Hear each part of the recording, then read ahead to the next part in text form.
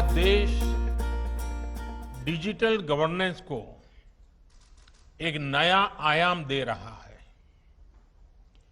ई रूपी वाउचर देश में डिजिटल ट्रांजैक्शन को, डीबीटी को और प्रभावी बनाने में बहुत बड़ी भूमिका निभाने वाला है। इससे टारगेटेड, ट्रांसपेरेंट और लीकेज फ्री डिलीवरी में सभी को बड़ी मदद मिलेगी।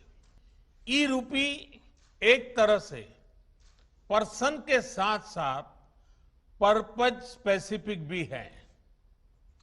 जिस मकसद से कोई मदद या कोई बेनिफिट दिया जा रहा है वो उसी के लिए प्रयोग होगा, ये ई रूपी सुनिश्चित करने वाला है।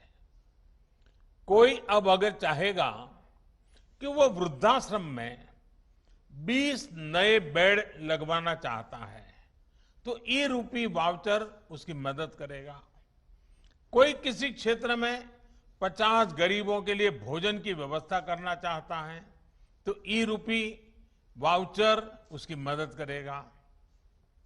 अगर कोई गौशाला में चारे की व्यवस्था करना चाहता है तो ई रूपी वाउचर उसकी भी मदद करेगा। इसे अगर राष्ट्रीय परिप्रेक्ष्य में देखें तो अगर सरकार द्वारा किताबों के लिए पैसा भेजा गया है तो ई रूपी ये सुनिश्चित करेगा कि किताबें ही खरीदी जाएं। अगर यूनिफॉर्म के लिए पैसा भेजा है तो उससे यूनिफॉर्म ही खरीदी जाए। अगर सब्सिडाइज खाद के लिए मदद की है तो वो खाद खरीदने के लिए ही काम आए।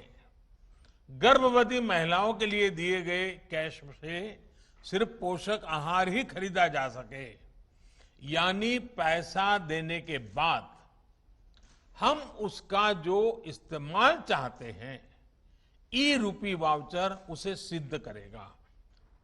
मेरा राज्य सरकारों से भी आग्रह है कि अपनी योजनाओं का सटीक और संपूर्ण लाभ सुनिश्चित करने के लिए ई रूपी का अधिक से अधिक उपयोग करें।